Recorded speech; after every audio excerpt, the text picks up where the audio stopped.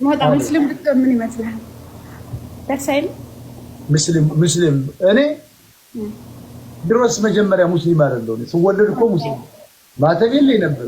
ስወለድ እኮ ቤተሰብ እኮ ነው ያደረገልኝ። ይገርምሽ 3 ክሮች የቆጠረና ወልድ መንፈስ ቅዱስ ብሎ ቁጭ አደረገልኝ እንጂ ሙስሊም አባቴ ያው ወይ ደግሞ ያሳደግ እናትና አባቴ ሙስሊም ቢሆን እኮ ሙስሊም ነበር ማለት ጴንጤ ቢሆንም ጴንጤ ነበር ማለት እንዴ ሙስሊም እንደው እንዴት ለምን ፈለግሽ?